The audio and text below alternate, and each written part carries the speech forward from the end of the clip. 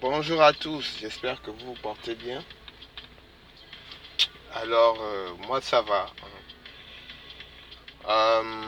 Je vais pas dire qu'on a digéré cette histoire de naufrage, mais on s'est rendu compte quand même que lorsque la population se soulève, se rassemble, se réunit, on peut réaliser beaucoup de choses.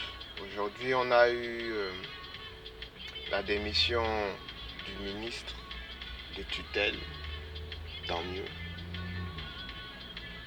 Je crois des enquêtes sur le propriétaire du navire naufragé, etc.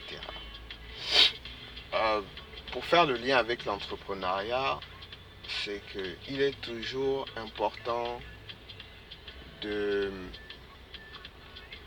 tenir compte quand même des besoins du client et également des besoins du personnel. Lorsque vous vous retrouvez dans une entreprise où vous passez votre temps à dire faites, faites, faites, faites, et que vous n'écoutez pas le personnel, à un moment donné, vous allez perdre le contrôle systématiquement. Ce n'est pas pour rien qu'à partir au-delà des 50 employés, la législation en territoire gabonaise euh, exige la présence de délégués du personnel. Donc c'est un peu ça, c'est fondamental, c'est très important.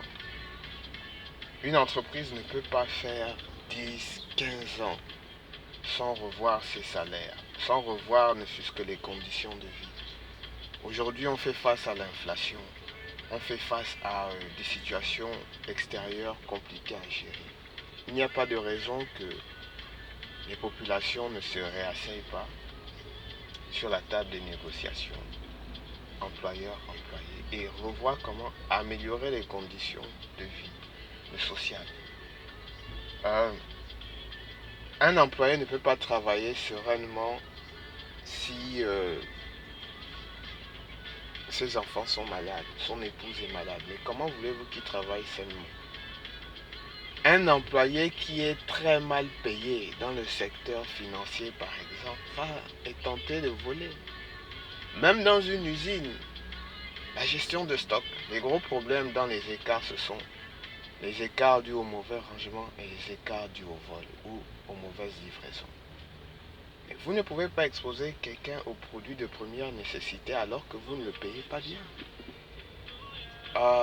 Je pense que souvent il faut éviter de faire des économies d'échelle, de bout de chandelle autant pour moi. Ça ne paye pas. Vous dépensez 4 fois plus en voulant économiser 2 fois moins. C'est complètement stupide. Vous avez des entreprises où on va faire tout un tapage pour une affaire de, je sais pas, de chaises qu'il faut remplacer, de lumière. Mettez les collaborateurs dans des conditions de travail où ils n'auront pas réellement à se plaindre. C'est vrai, ils ne sont pas superbement bien payés. Ils sont payés par rapport au SMIG, au salaire minimum garanti. Mais ils ont quand même des conditions de vie qui leur permettent de se réaliser, qui leur permettent de vendre même l'entreprise à l'extérieur. Vous vendez des produits alimentaires, mais vous ne donnez rien en bonus à vos employés. Ça n'a aucun sens. Donc, les économies, on est d'accord, mais souvent, il faut songer aussi, et souvent, aux conditions des employés, améliorer leurs conditions de vie. Ayez au moins, si vous avez des délégués du personnel, une réunion mensuelle ou trimestrielle pour faire un point.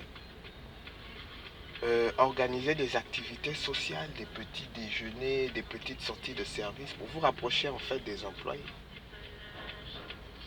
À mon sens, on peut éviter beaucoup de situations tendues dans le domaine social au sein de nos entreprises, rien que par un seul fait, la communication. Et ça, c'est quelque chose que de nombreux entrepreneurs ignorent. Ils ont été employés, se sont plaints, et une fois patrons, font les mêmes choses, voire pire. C'était mon petit coup de gueule de ce week-end. Allez, excellent début de semaine.